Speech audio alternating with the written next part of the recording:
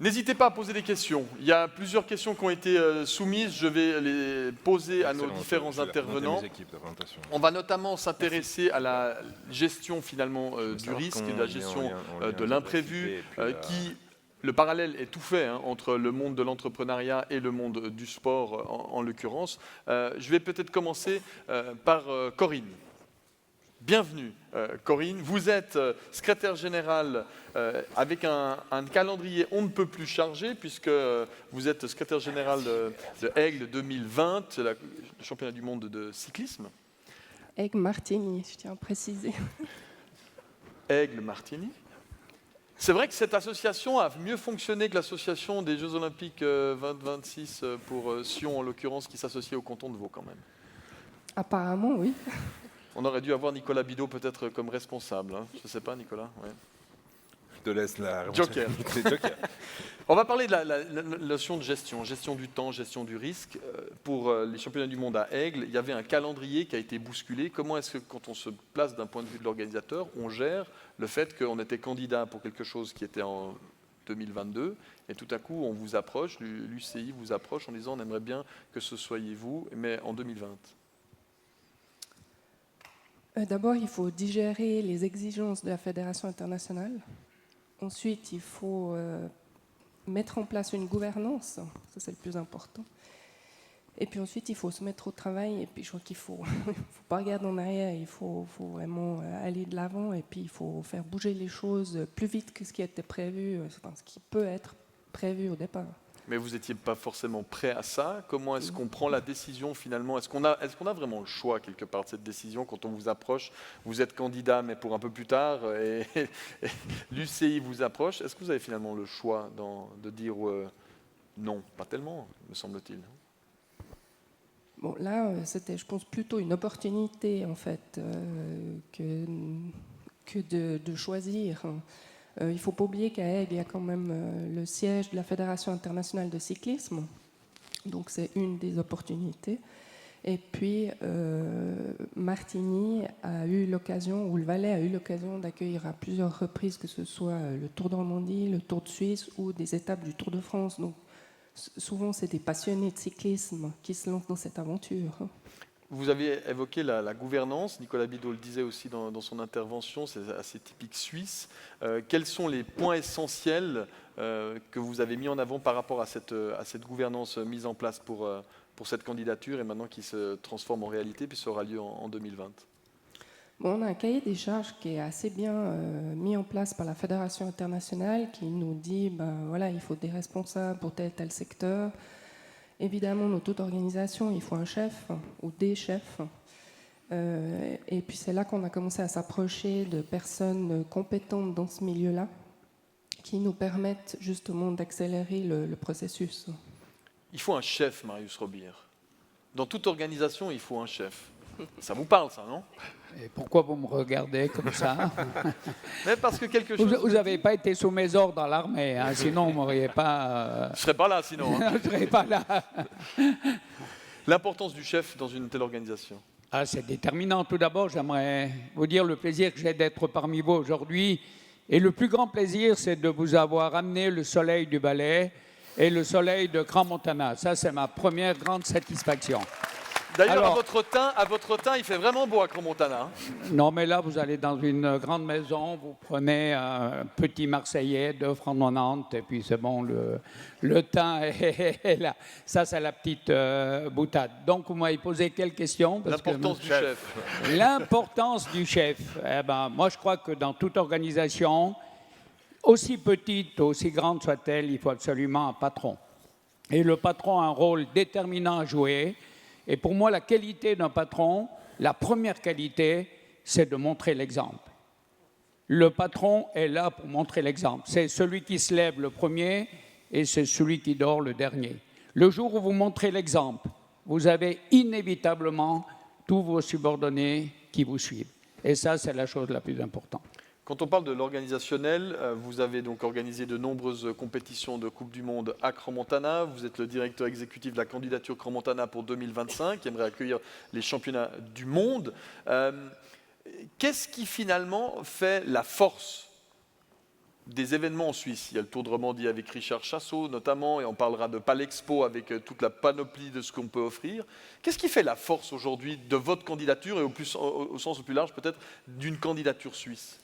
Bon, moi je crois qu'il faut savoir que la Suisse, le canton du Valais, Crans-Montana, on a tout pour organiser des événements d'envergure mondiale. D'abord, il faut se poser la question, est-ce qu'on a les infrastructures? Ça, c'est la première question, que ce soit les infrastructures sur les pistes de ski, les infrastructures hôtelières. On répond d'abord à ces questions, on réfléchit, et à partir de là, on se dit oui, on a, donc à partir de là, il faut qu'on dépose la candidature.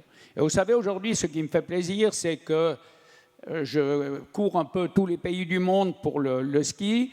On parle beaucoup de la Suisse, on parle beaucoup du Valais, on parle beaucoup de Crans-Montana, déjà que par le biais de la candidature pour les championnats du monde. On va encore énormément parler l'année prochaine, puisque la décision pour les championnats du monde à Crans-Montana-Valais se prendra au mois de mai 2020 en Thaïlande, extraordinaire. Donc on va faire un petit voyage en Thaïlande. Et là, on parle déjà beaucoup des 3 candidatures, Allemagne, Autriche et Suisse. L'Asie porte chance à la Suisse, parce que sauf erreur, les Jeux de la jeunesse avaient été aussi annoncés, c'était pas en Thaïlande, mais à Kuala Lumpur, sauf erreur de mémoire. Donc ça, c'est plutôt de bon augure, Marius. C'est de bon augure. Moi, ma femme ne veut pas tellement me laisser partir en Thaïlande, mais bon, là, il faudra que je monnaie un petit peu. Non, ceci, c'est la petite boutade, mais retenez bien ceci. Aujourd'hui, il faut y croire. On a des projets, on peut faire quelque chose d'extraordinaire dans notre pays. Il faut se différencier des autres et il faut dire qu'on est les meilleurs, même si on sait qu'on n'est pas les meilleurs. Mais dans notre esprit, on doit toujours se dire qu'on est les meilleurs. Comment est-ce qu'une candidature à Crans-Montana digère un échec sur les Jeux Olympiques de Sion? Alors, je dois répondre sérieusement à la question. On est entre nous. Non, le problème des Jeux Olympiques, c'est clair qu'on regrette tous le fait que la population n'a pas accepté la candidature des Jeux Olympiques. C'est vraiment regrettable. Maintenant, vous savez, le passé, c'est le passé. On peut trouver beaucoup de choses qui ont fait que la candidature ne soit pas retenue. Aujourd'hui, moi, ce que je sais, c'est que la population du canton du Valais, la population de Crans-Montana est à fond derrière le dossier de la candidature. Il est clair que si on ne sent pas la population derrière, il ne faut pas partir dans un projet comme celui-là. Le budget des championnats du monde de ski alpin, c'est 70 millions. Donc aujourd'hui, on doit avoir l'appui total des autorités fédérales, cantonales et communales et de la population. Comment est-ce qu'on gère l'imprévu dans un événement pareil? Je suis désolé de vous rappeler un mauvais souvenir, mais par exemple, vous avez un petit souci de chronométrage l'an dernier. Je ne sais pas quelle est la maison. On a commencé en retard aujourd'hui. Je me suis dit, c'est Longines qui assume le chronométrage, mais je crois que ce n'est pas Longines. Hein. Donc, alors, vous savez, un bon chef doit planifier, doit avoir des décisions réservées. Ça va très bien. Je dois dire qu'au niveau de l'organisation, ce qui est de notre responsabilité, on gère relativement, voire extrêmement bien. Malheureusement, on a vécu ce problème de chronométrage l'année passée aux Coupes du Monde. Alors là, on ne peut rien dire, on ne peut rien faire, ce n'est pas de notre responsabilité. Et ça, c'est la pire des choses. Moi, j'aime bien pouvoir prendre des décisions, mais là, quand on ne peut rien faire, voilà. Malheureusement, après, on passe pour des idiots, on dit, voilà, ils sont incapables d'organiser, alors qu'en définitive, on n'y peut rien. Donc, aujourd'hui, on doit avoir des décisions réservées à tous les domaines, et surtout au niveau des domaines organisationnels. Ça, c'est extrêmement important. Je vous donne un tout petit exemple, et ça, c'est fondamental. Je dis toujours, ceux qui connaissent la station de Crans-Montana, vous montez sur les violettes au départ des courses. La télécabine tombe en panne. Pendant 2 heures de temps, la télécabine ne marche plus, ne fonctionne plus. Départ de la course à 9 heures. Alors, comme des idiots, vous allez dire, Crans-Montana, les télécabines ne fonctionnent pas. Donc, vous devez avoir une décision réservée qui a été étudiée, qui a été élaborée, qui a été exercée, qui permet de transporter immédiatement tous les coureurs de Montana à Crans et on prend l'autre télécabine. Voilà une décision réservée qui a été exercée. Ça, c'est le rôle de tout bon patron, de tout bon chef, de tout bon comité. Comment est-ce que vous envisagez la décision réservée par rapport à Radovan Vitek, qui est à Crans-Montana, puis qui a fermé les vannes et les télécabines à un moment donné? Comment est-ce qu'on gère la question est sur le ton de la boutade, mais enfin, comment est-ce qu'on gère ce genre de choses par rapport à une candidature que vous déposez? Bon, là, Dominique, vous n'êtes pas très bon dans dans la pose des questions entre guillemets. Non, le problème de... Je suis pas bon parce qu'elle vous dérange ou je suis pas bon tout court? Non, elle me dérange pas du tout. Vous savez, bon, je vais y aller alors. Pas du tout, bien au contraire, parce que j'ai d'excellents contacts avec M. Vitek et avec M. Magistretti. D'ailleurs, on ne peut pas faire autrement. Si on va voir les championnats du monde, si on va voir les courses de Coupe du Monde, on est obligé de travailler avec eux. Aujourd'hui, ils détiennent le 90% des remontées, ils détiennent le 90% du domaine skiable. Vous voulez faire quoi? Vous ne pouvez pas dire maintenant, on ne s'occupe pas de vous, on fait... Voilà. Donc, on est obligé de travailler avec eux. Et je pense qu'il y avait au départ des fautes des deux côtés. On a minimisé un petit peu l'importance de ces personnes-là. Et aujourd'hui, je pense que ça va très bien. Et, par exemple, pour le dossier de candidature, on a dû joindre une lettre des remontées mécaniques, comme quoi les remontées s'engagent à mettre totalement le domaine skiable à disposition et la préparation des pistes pour les championnats du monde. Donc aujourd'hui, le contact est très bon. Là, il y a eu un coup de tête, je crois qu'ils le regrettent, ils l'ont dit, et c'était malheureux d'arriver à cette situation-là. Merci Marius Robir pour votre franchise. Claude Membret, vous êtes CEO de Palexpo. Il y a dans la gestion du risque de l'organisation d'un événement un enjeu fondamental. Si on prend l'exemple de Palexpo, vous avez deux axes. Deux points de vue différents, selon si vous êtes vous-même organisateur ou si seulement vous mettez à disposition votre infrastructure. Aujourd'hui, comment est-ce que vous appréhendez cette gestion du risque justement à Palexpo? Clairement, Palexpo organise ses propres événements, les produits comme Nicolas en parlait tout à l'heure avec Verbier, ou alors accueille des événements qui sont organisés par d'autres. Donc finalement, la gestion du risque est totalement différente. Quand on est producteur de son propre événement, il faut se préoccuper du contenu, il faut se préoccuper de ce que le public souhaite voir, de ce qu'il souhaite ressentir de manière émotionnelle. J'ai beaucoup aimé cette dynamique également dans les propos des deux Nicolas, et la communication, le budget, etc. Quand on accueille un événement, évidemment, toutes ces données sont supportées par les organisateurs, donc la gestion du risque est totalement différente. Ceci étant, la finalité est toujours aussi liée à l'image que l'on véhicule, notamment dans le sport. Palexpo accueille plusieurs événements sportifs. Vous savez, chaque année, le Supercross, qui est produit par Palexpo, le concours hippique, qui est un des plus importants concours hippiques dans le monde, produit par une association. Longines. Cette année, nous accueillons la Lever Cup de tennis, donc il a fallu répondre à l'appel d'offres lancé par les organisateurs qui sont Roger Federer et puis Tennis Australie et puis Tennis Amérique. Donc répondre à l'appel d'offres, un peu comme vous faites, Monsieur Robir, avec le ski. Nous répondons à des appels d'offres pour des gros événements sportifs. Donc on s'est bagarré avec des villes concurrentes. Finalement, on n'était plus que deux. Il y avait Berlin et il y avait Genève. Et c'est Genève qui a gagné. Donc nous accueillerons cette compétition dans 2 semaines, mais qui est produite et organisée par l'entreprise que je vous citais tout à l'heure. Donc la gestion du risque est la différente. Par contre, en termes d'image, eh bien, nous mettons toujours l'image de notre institution sur la table, étant donné que le public, finalement, associe, à l'instar de Crans-Montana pour le ski, associe aussi l'image de Palexpo dans son expérience, finalement, liée à ces événements que nous accueillons. Quel est le pourcentage d'événements sportifs qui se déroulent à Palexpo ? Relativement peu, nous accueillons, je vous les ai cités, auparavant il y avait les Coupes Davis, on a eu des courses automobiles, mais c'est relativement peu. Le sport, nous l'accueillons dans les périodes creuses de notre calendrier finalement. Palexpo a été conçu pour un accueil de toute une série d'événements, de façon à dégager de l'argent sur l'économie régionale, de façon à contribuer à la notoriété de Genève et de la Suisse avec des événements, de façon à être au service de la population régionale, le tout en autonomie financière. Palexpo ne reçoit pas de subventions, donc il faut qu'on se débrouille tout seul. Donc finalement, dans cet accueil d'événements sportifs, nous les plaçons à des conditions défiant toute concurrence dans des périodes totalement creuses qui ne sont pas sollicitées par des manifestations commerciales ou par des congrès internationaux. Alors que les bonnes périodes, les bons mois, eh bien, nous les réservons à celles et ceux qui payent des locations intéressantes dans le bâtiment. Vous vouliez réagir, Nicolas Bidault? Non, je réfléchissais à la partie subvention et la partie subventionnée. Non, mais tu es quand même soutenu par le canton, n'est-ce pas? Non, du tout. Dans les infrastructures. Non, l'infrastructure appartient à Palexpo, et puis le canton est actionnaire de Palexpo avec des actionnaires privés.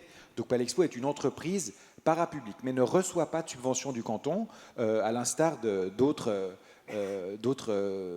sites qui reçoivent, eux, des subventions. Je pensais à des stades ou à d'autres types d'installations finalement. Quand on parle de rentabilité, comment est-ce qu'on organise le calendrier de Palexpo? Vous évoquiez tout à l'heure des périodes un peu plus creuses où vous mettez à disposition, à des conditions qui défient toute concurrence, la halle en l'occurrence, pour la Lever Cup par exemple, mais pas seulement. Comment est-ce qu'on arrive à jongler avec la rentabilité de Palexpo au sens large, entre les événements sportifs qui, si je vous comprends bien, sont quand même un peu moins rentables que par exemple le salon de l'automobile par exemple? Non, clairement, les événements sportifs pour une institutionnelle telle que le nôtre ne sont pas des événements rentables en tant que tels. Par contre, ils contribuent à la notoriété de l'institution, à la notoriété de la ville, à la notoriété du pays, et c'est aussi la mission qui est assignée à Palexpo. Donc nous plaçons ces événements sportifs à très haute valeur ajoutée médiatique dans un calendrier qui n'est pas sollicité par des événements à haute valeur ajoutée financière ou commerciale, comme l'automobile ou la médecine ou l'aviation ou les foires généralistes, notamment que fait aussi mon voisin de droite. Eh bien, nous réservons ces bonnes dates à des bons événements, à des événements à forte valeur ajoutée économique, et nous profitons des infrastructures qui sont les nôtres pour les mettre à disposition d'événements sportifs à haute valeur ajoutée de notoriété et évidemment qui ne péjorent pas l'utilisation du calendrier traditionnel. Grosso modo, 100 événements par année, 400 équivalents plein temps pour Palexpo, 106 000 mètres carrés, ça c'est la halle, la surface totale, et puis 100 millions de chiffre d'affaires. Dans le business model de Palexpo, quand on voit que le monde de l'organisation de manière générale est sous pression, quel est l'enjeu principal, économiquement parlant, pour vous? L'enjeu principal est clairement le fait que les événements mutent, que le public que nous sommes et que nous accueillons a des attentes différentes. Les salons traditionnels que nous avons vécus par le passé ont déjà muté, il y en a qui ont disparu, c'est normal, et ça arrivera toujours et partout. Par contre, les salons qui impliquent des produits finis, par exemple l'automobile, l'horlogerie ou l'aviation, donc les produits que nous, consommateurs, achetons, ceux-là vont totalement muter, voire disparaître totalement, à voir, peut-être pas tous. Par contre, les salons industriels qui proposent des produits industriels qui sont non finis, donc des produits semi-finis, comme des machines ou 1012 produits que l'on retrouve dans les salons industriels, que Palexpo accueille également, fonctionnent très bien. Donc les produits finis, finalement, aujourd'hui recherchent une dynamique différente. Le sport permet à ces produits finis de se rapprocher, et c'était très intéressant d'entendre Nicolas aussi dans son propos, de pouvoir mesurer finalement qu'est-ce que Audi gagne avec Verbier, et comment est-ce que l'on peut prouver finalement que cette valeur ajoutée se fait différemment. Hier, Audi était très présent dans les salons automobiles dans tous les pays du monde et dans toutes les villes du monde. Aujourd'hui, ce n'est plus le cas. Il reste 3 salons automobiles en Europe. Hier, il y en avait beaucoup plus. Eh bien, Audi, par contre, va au-devant de son public différemment. La Lever Cup a 2 sponsors, c'est Mercedes et c'est Rolex. Donc, encore une fois, ces 2 marques qui mettent en exergue un produit fini recherchent le contact avec le consommateur final, recherche l'envie finalement de parler avec son consommateur final. La Lever Cup, qui aura lieu dans 15 jours, on se monte maintenant chez nous, et puis on voit que Mercedes a une présence qui est extrêmement importante, avec S7 véhicules, avec des stands, avec des accueils VIP, donc ils vont inviter leur public finalement, alors que hier, ils les invitaient dans le salon de Barcelone, dans le salon de Londres ou dans le salon de je ne sais pas quoi, Friedrichshafen. Donc aujourd'hui, tout ça change. Sur un ordre de grandeur, leur présence elle est plus importante à la Lever Cup qu'à Palexpo, du salon de l'automobile? Alors ce sont des publics différents. Le salon de l'automobile, je vous rappelle, existe parce qu'il y a les journées de la presse. Donc les marques veulent parler avec la presse. Donc c'est très important ça. Alors que la Lever Cup, les marques veulent parler avec leur public final et puis présenter leurs produits pour acquisition. Donc c'est deux démarches marketing différentes. Par contre, hier, cette démarche sportive existait moins, elle était moins valorisée comme on l'a découvert tout à l'heure. Par contre, aujourd'hui, elle est valorisée, elle existera de plus en plus et la présence de ces marques de produits finis dans des salons traditionnels va s'étioler clairement avec le temps. Qu'est-ce qui importe? C'est la fréquentation ou finalement c'est le retour sur investissement que peut espérer un investisseur qui vient dans le cadre d'une activité? Alors, dans un événement, clairement, c'est le retour sur investissement qu'ils souhaitent obtenir. Alors, ce retour se caractérise par des ventes, mais peut se caractériser par des posts médias, peut se caractériser par des minutes télé, peut se caractériser par 1012 finalement indicateurs. Ce qui est important, c'est que ces indicateurs correspondent à ce qu'ils souhaitent. Donc, s'il veut investir, n'importe quelle marque veut investir dans un événement sportif ou dans un salon industriel ou traditionnel, eh bien, le retour sur investissement se calcule différemment. Et notre rôle, c'est à l'instar de ce qui a été proposé tout à l'heure à votre audience, c'est de pouvoir permettre à celles et ceux qui le souhaitent de mesurer justement leur implication et leur retour sur investissement dans différents types d'activités que nous proposons ou que nous accueillons. On a commencé la discussion sur la notion de gestion du risque. Richard Chassot, vous êtes organisateur, entre autres, parce que vous avez beaucoup de casquettes, notamment du Tour de Romandie. Comment est-ce qu'on gère la situation que vous avez vécue avec tout à coup la perte d'un sponsor principal? Dans la notion économique, il y a un événement à monter, il y a un business model à respecter. Comment est-ce qu'on arrive à gérer cela, qui est finalement la même chose par rapport à une entreprise qui aurait son client principal, pas unique, mais principal, qui arrête? Bonjour à tous. Ouais, c'est bien posé comme question. Comme ça, je fais le focus par rapport à Marius Robir. Non, effectivement, la gestion du risque, elle est évidente pour le Tour de Romandie d'un point de vue financier, d'un point de vue organisation également sur le terrain. L'idéal, c'est de ne pas avoir un client unique. Moi, j'ai un passé d'assureur, donc je dis toujours à mes clients, je le disais toujours, faites attention à ne pas avoir un client unique parce qu'évidemment, il devient trop important et vous êtes finalement son salarié. Donc à un moment donné, c'est vrai que nous, la Vaudoise, pour ne pas la citer, avait pris beaucoup de place sur le Tour de Romandie parce qu'elle était dans une phase où justement elle changeait complètement de stratégie. Elle rentrait sur le marché du sponsoring, elle avait choisi le vélo qui était pour elle quelque chose de très intéressant parce que ça touche tous les publics et de proximité et en plus c'est un sport qui est offert. Donc ils ont pris beaucoup de place, ils se sont installés, mais on savait très bien qu'un jour ou l'autre, ils ressortiraient de toute façon. On a anticipé avec eux, peut-être pas assez, et puis surtout peut-être l'erreur que j'ai produite en 10 ans de travail avec eux, c'est qu'ils ont pris une telle place, c'est que le mandat derrière devenait trop important. Donc on a dû retravailler en fait sur la disposition et les packages à proposer à nos sponsors, la visibilité, pour éviter justement que quelqu'un soit écrase le Tour de Romandie par sa présence et puis surtout fasse peur aux prochains, parce qu'évidemment sur le cyclisme on a encore une particularité, c'est que chaque jour on monte et on démonte, donc la valorisation des francs investis coûte un peu plus cher dans le cyclisme que peut-être sur un terrain de foot. Comment est-ce qu'on réussit à convaincre une ville-étape aujourd'hui d'investir, parce que c'est quand même un investissement, sauf erreur Cromontana, vous me corrigez, Marius, hein, si je dis une bêtise, il y a une volonté d'avoir une étape du Tour de France qui est dans le pipeline. Comment on arrive à séduire? Nicolas a montré tout à l'heure la notion de retour sur investissement. Comment est-ce que vous arrivez à vous profiler là-dedans? Bon, le cyclisme a un avantage incroyable par rapport à beaucoup d'autres sports, c'est qu'on montre un pays, on montre son paysage, on montre sa culture, ses produits du terroir, on les fait vivre, on les fait sentir. Le Tour de France, c'est l'exemple parfait de la carte postale que peut représenter le Tour de France. Nous, on essaie de faire pareil avec la RTS sur le Tour de Romandie. C'est-à-dire qu'on n'a pas tellement de soucis à vendre une ville-étape, on n'a pas de problème. Au contraire, à certaines villes-étapes où je ne peux plus mettre les infrastructures, je dois trouver justement l'équilibre à être à ce niveau du World Tour, mais tout en gardant la proximité qu'on souhaite avoir sur des petites stations. Cette année, pour ne pas les citer, on est monté à Torgon. C'est compliqué la vie pour aller à Torgon, mais on trouvait que c'était vraiment très important d'être aussi sur ces sites-là avec une épreuve comme celle-ci. Donc, convaincre une ville-étape, ce n'est pas tellement le problème, grâce à la télévision. Et ça, c'est le deal. Je dirais même que Grâce à l'effet carte postale. l'effet carte postale, l'effet qu'en fait, le téléspectateur ne regarde pas que le cyclisme.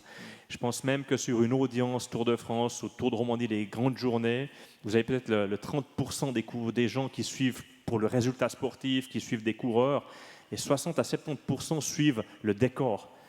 Suivent l'aventure d'une course cycliste. C'est le contraire peut-être du hockey qui sera beaucoup plus basé sur le jeu, le sport, le résultat, le score absolu et finalement le tournoi.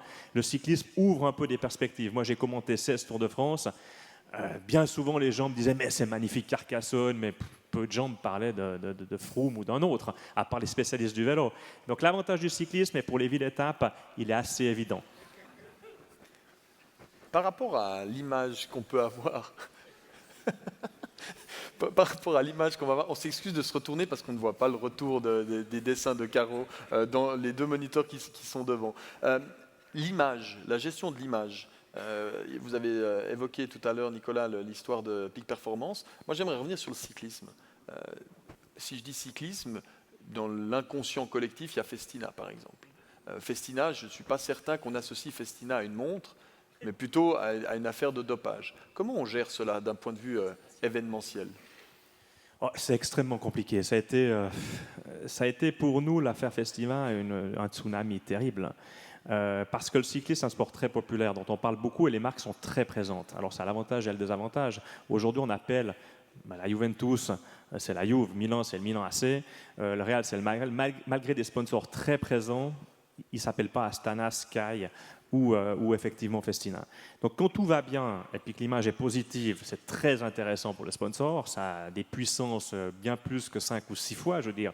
On sait qu'AG2R, par exemple, fait ses comptes chaque année après le Tour de France, c'est plus de 100 fois l'investissement sur un Tour de France par rapport à la valeur du sponsoring, mais il y a le revers de la médaille, il faut que ça se passe bien, parce que c'est évidemment, en cas de publicité négative, le même ratio. Hein Verbruggen, le président de l'époque de l'UCI, avait comparé justement ces chiffres à un moment donné quand on parlait que de dopage dans le cyclisme, qu'un cas de dopage dans le cyclisme était dans les médias 3000 fois plus présent que dans n'importe quel autre sport.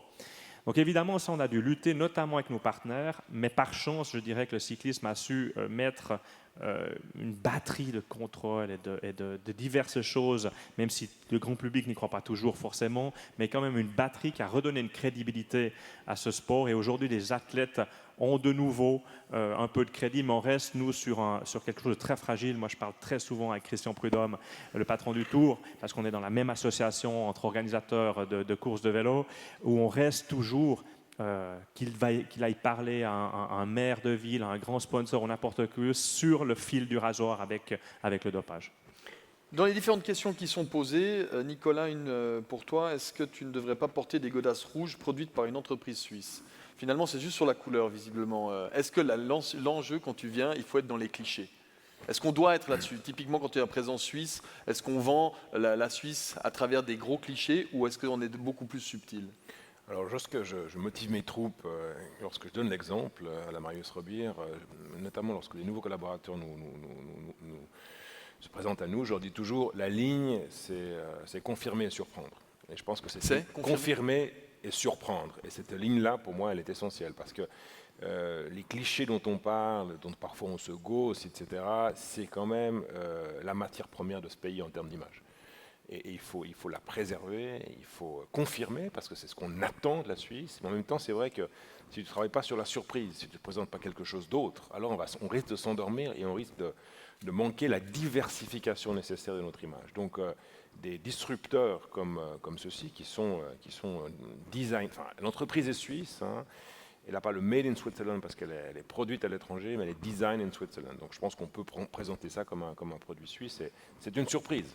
Parce qu'elle se profilait pas forcément. Aujourd'hui, elle se profilait à la base. C'est 3 copains qui ont monté des chaussures de course. Et on est bien au-delà de la simple chaussure de course. On est dans un effet de mode bien plus important. Bien plus important, avec évidemment une stratégie de marketing qui est très maligne. Hein. C'était les bons ambassadeurs. On parle de triathlon, comme on le sait, Nicolas Spirig était la première à courir avec On Shoes. Ensuite de ça, l'équipe de Norvège a choisi ça aussi. Donc on a pris les bons ambassadeurs, puis on a pris vous tous. vous tous qui cherchez du design, qui êtes dans la mode et puis qui êtes aussi intéressés par des performances. Donc c'est un design parfait. Ça, c'est la surprise encore aujourd'hui, pas pour vous, parce qu'il n'y en a pas assez autour de cette assemblée, ce demi-cercle, mais d'une manière générale, ça marche très bien et ça permet de surprendre. La Suisse, c'est aussi le pays des sneakers. Personne ne t'attendra là-dessus. Mais c'est des sneakers qu'on va apporter à Crans-Montana dans un paysage qui est toujours là et dont on a besoin pour parler de l'image de la Suisse. Vous avez évoqué promouvoir le sport d'élite comme un enjeu. J'aimerais entendre la réaction des différentes personnes qui sont là sur finalement ce que fait aujourd'hui l'économie, le politique, par rapport au soutien du sport, que ce soit de masse ou d'élite. Je ne sais pas qui le premier souhaite réagir. Marius. Bon, le sport d'élite, les événements de grande envergure, ça vous oblige à une seule chose. C'est que vous êtes obligé d'avoir des infrastructures de qualité. Je prends un exemple, Crans-Montana, 1987, championnat du monde de ski alpin. On était les meilleurs, entre guillemets, on était les meilleurs. On a parlé des championnats du monde partout. Ensuite, on s'est endormi sur nos lauriers. On a cru qu'on pouvait continuer comme ça. Et puis en 2006, quand la Fédération internationale de ski a voulu revenir à Crans-Montana, ils sont venus sur le domaine skiable et puis ils m'ont dit « Mais attends, t'es pas très sérieux. Le ski a complètement évolué, vos pistes sont complètement démodées, on ne peut plus faire une compétition de ski ni sur la nationale, ni sur la piste du Moulin-Chaud. » Donc, qu'est-ce qu'il a fallu faire? Faire un choix.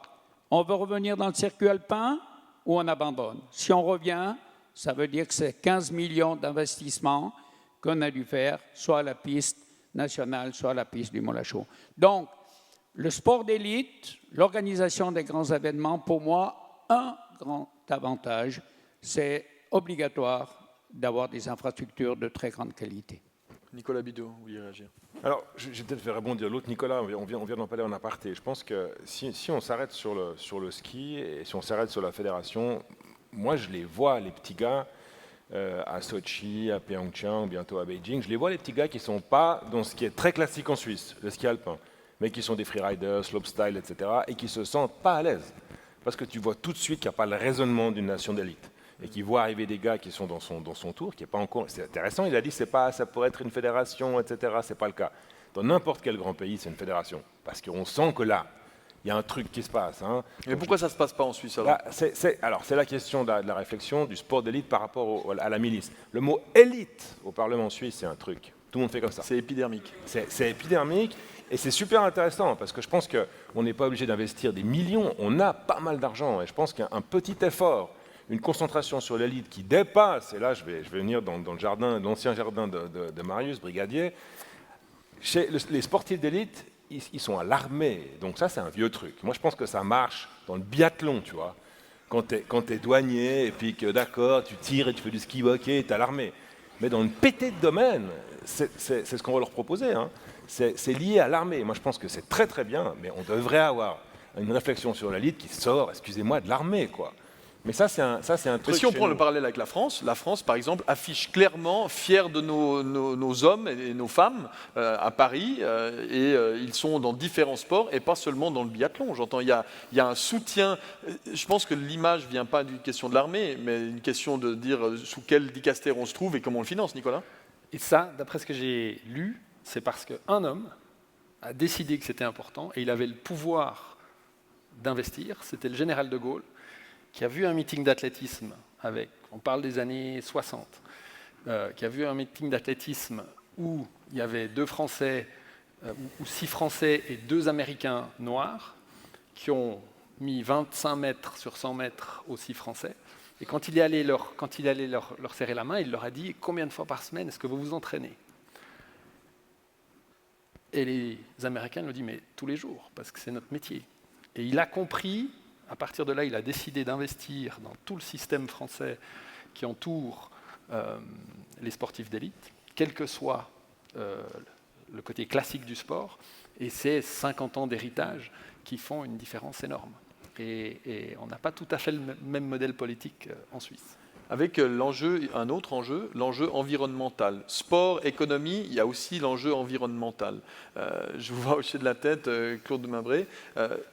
Est-ce que cette notion de durabilité est très présente quand on est dans la...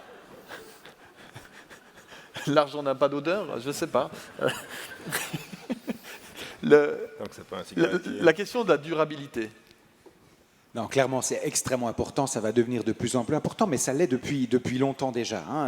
Marius Robir parlait de préserver l'environnement, les pistes de ski, la montagne. On n'investit pas. Est-ce que vraiment de créer une piste de ski pour des courses, ça va détruire l'environnement? Certainement pas. Par contre, évidemment, la beauté du paysage, la beauté de notre site, de notre pays, du canton ou de la station, fait en sorte que finalement l'événement a toute sa raison d'être. La durabilité existe depuis longtemps. Nous avons la chance de vivre dans un pays qui est préservé, dans un environnement magnifique, et il faut absolument continuer à le préserver à tous les niveaux et de toutes les activités. La politique, heureusement, s'en préoccupe de plus en plus. On va le vivre encore vraisemblablement cet automne. En ce qui concerne finalement les sites, et je m'exprime au niveau de Palexpo ici, nous sommes très actifs dans cette dynamique depuis longtemps avec une centrale photovoltaïque. Notre objectif clairement est d'avoir 0 émission, d'avoir un bâtiment neutre en énergie en 2025. On va y arriver en recouvrant tous les toits de la maison de panneaux, en faisant des économies d'énergie, notamment ça c'est dans la dynamique de électricité. Quand nous répondons à des appels d'offres, je vous parlais de la Lever Cup tout à l'heure, c'était un chapitre pour eux qui était très important. Nous pouvons fournir une électricité 100% renouvelable pour une compétition de tennis. Et ça, c'est quelque chose que d'autres pays ou d'autres villes ne peuvent pas faire. Nous avons la chance de pouvoir le faire en Suisse. Nous le communiquons clairement pas suffisamment. Nous devrions le faire plus. J'ai reçu un courriel il y a 15 jours du Salon de l'Auto de Francfort qui disait qu'en 2022, l'électricité serait renouvelable au Salon de l'Auto de Francfort. Alors qu'à Genève, l'électricité est renouvelable au Salon de l'Auto depuis 12 ans. Mais on ne communique pas assez bien. Mais on ne communique pas suffisamment parce qu'on vit dans cet environnement et pour nous, c'est normal. Mais dans le futur qui vient, ça va se concrétiser de plus en plus et ce seront des arguments marketing qui seront de plus en plus importants à mettre en exergue dans la suite, clairement. Corinne, quand on parle de sport, économie, mais il y a aussi quelque part là, une volonté d'héritage à laisser par rapport aux mondiaux que vous organisez. C'est très présent dans la réflexion. Ah, c'est super présent, en tout cas nous, au niveau des championnats du monde cyclisme sur route. C'est d'ailleurs une des missions que le canton de Vaud et le canton du Valais, ainsi que la Confédération, nous obligent de faire. Et c'est vrai que là, pour l'instant, on n'a pas seulement de chance, parce que le canton du Valais, au même titre que le canton de Vaud, ont cette volonté-là de travailler sur l'héritage. C'est quoi l'héritage, en l'occurrence lié au cyclisme? Pour prendre des exemples concrets, en Valais par exemple, ce serait quoi? Voilà, il y a toute une thématique qui est en train d'être traitée avec Steve Morabito, un cycliste professionnel, par rapport à la mise en place de pistes cyclables, toute une signalisation pour les cyclotouristes, éventuellement la création d'hôtels aussi, ou d'hébergements destinés aux cyclotouristes. Donc voilà, il y a toute une volonté, je dirais, de mettre en avant plus cette mobilité douce et de surtout laisser une trace pour nos enfants. Quelques questions que je prends pêle-mêle parce qu'on arrive déjà au terme de cette table ronde. Comment on explique la frilosité des pouvoirs publics à soutenir les sports non institutionnels et hors tradition alpine pure? Peut-être pour Nicolas Bidault. Ouais, c'est ça, ouais. Non, c'est pas un domaine que je maîtrise complètement, mais je pense qu'on est encore dans un système relativement classique en termes de catégories qui devraient être soutenues. Et comme je le dis, il y a quand même l'avantage et les désavantages de la milice. On est un pays qui s'organise par le bas, donc on a une réelle force d'organisation en termes de milice, les clubs, etc. etc. Et je pense que c'est ce mélange entre une approche classique au niveau des institutions politiques et puis la milice qui peut faire face à l'aspiration des jeunes et des nouveaux sports, finalement rigidifier un peu le système. Je pense qu'on pourrait avoir une réflexion plus générale au niveau de la politique et surtout pas avoir peur de prioriser, parce que ça c'est toujours la grande difficulté. La priorisation, parce qu'on ne sera jamais les États-Unis et l'Allemagne en termes de couverture complète de sport, ni de la France, mais c'est vrai qu'il y a certains sports naissants dont on sent qu'on a un vrai potentiel, et je pense notamment au freeride, dans lesquels on pourrait investir en priorité. Mais la priorité, ça veut dire des décisions politiques. Et aujourd'hui, avec les élections fédérales dont parlait Membré, on sent bien que les priorités sont difficiles à donner, parce que ce système est ce qu'il est, avec une formule magique et la nécessité d'un consensus. La priorité, ce pays, ça fait deux souvent. À part pour vous qui décidez en priorité, on le sait. La gestion des bénévoles, on n'en a pas parlé, mais mis à part ça, on a l'économie, on a le sport, on a le bien-être, mais pour pouvoir réaliser tout ce que vous êtes en train de réaliser, il y a un enjeu fondamental au niveau des bénévoles. Quelle est la situation en Suisse à ce propos, Richard Chassot?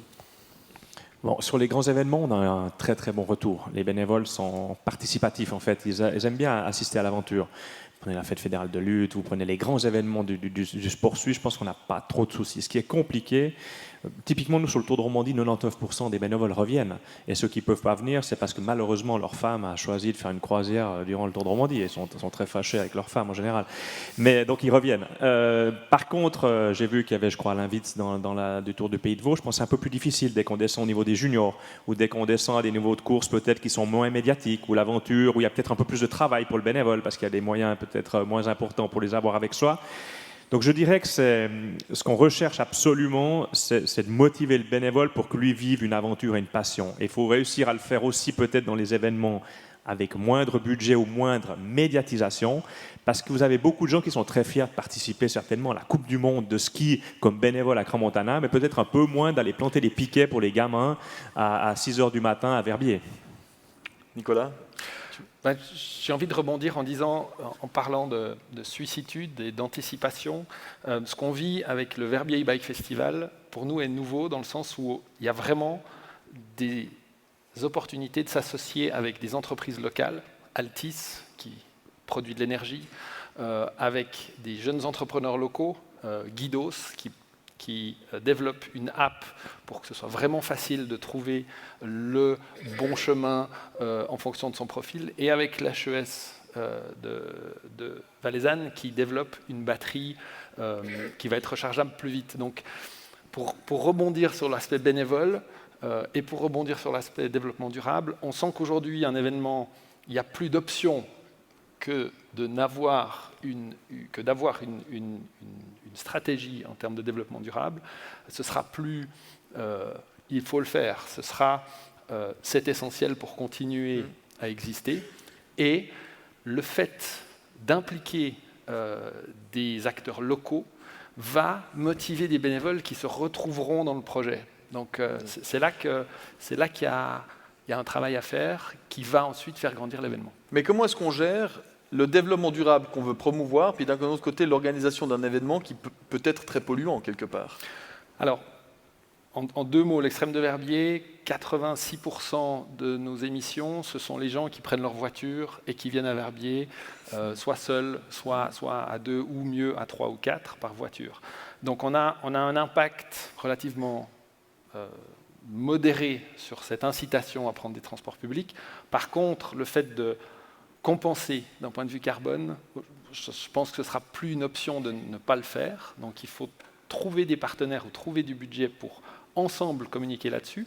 Et notre partenaire Audi, qui a eu quelques problèmes en termes de communication, notamment avec le scandale du diesel, est en train de nous dire comment est-ce qu'ensemble on peut arriver avec une solution qui sera légitime, qui ne sera pas du greenwashing, et qui aura un sens pour la population core et la population large. Donc, intéressant de voir que depuis 2 ans, ça va vraiment beaucoup plus vite dans ce domaine.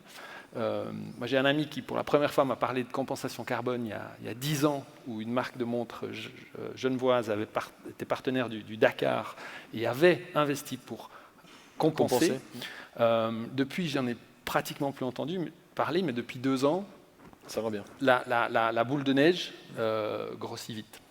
Une dernière question, et on terminera la table ronde là-dessus, mais c'est une question importante. Combien finalement est-ce qu'une PME romande doit investir pour être présente et visible dans le sport? Alors est-ce qu'on parle de milliers, de dizaines de milliers, de centaines de milliers, de millions pour être présent? Alors c'est une question un peu large, mais qu'est-ce qu'on peut faire finalement, chacun à son échelle? Et si on se met d'un point de vue d'une PME, on voit un petit peu à qui on a affaire. Je ne sais pas qui, entre Richard peut-être, Claude Membret. Oui, encore une fois, ça dépend du message que l'on veut distiller, mais ça dépend surtout, à mes yeux, du retour sur investissement que souhaite cette PME. Si elle veut mettre un montant petit ou grand, finalement, il faut qu'il y ait un but, il faut que ça serve à quelque chose. Si ça sert à rien, enfin, si après l'événement, le sponsor ou le partenaire a l'impression que le résultat n'est pas atteint, ben, il ne continuera pas. Donc c'est l'importance de l'organisateur, du producteur de l'événement, de tout de suite s'atteler à pouvoir trouver des paramètres et un curseur à placer finalement sur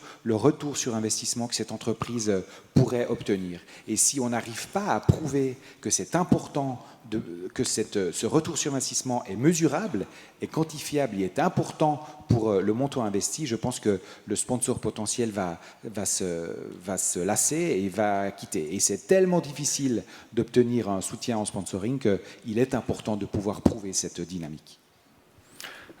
Alors je vous rejoins tout à fait dans le sens où qu'on parle de 10 000, j'ai envie de dire 30 000 au minimum, parce que sinon on bricole et le temps passé par le sponsor, le temps passé par l'organisateur va finalement pas valoir le coup. Mais que ce soit 30 000 ou 3 millions, pour qu'un sponsoring soit un succès, à nos yeux, il faut qu'il y ait un réel lien entre le produit ou le service de la société et l'événement dans lequel elle investit.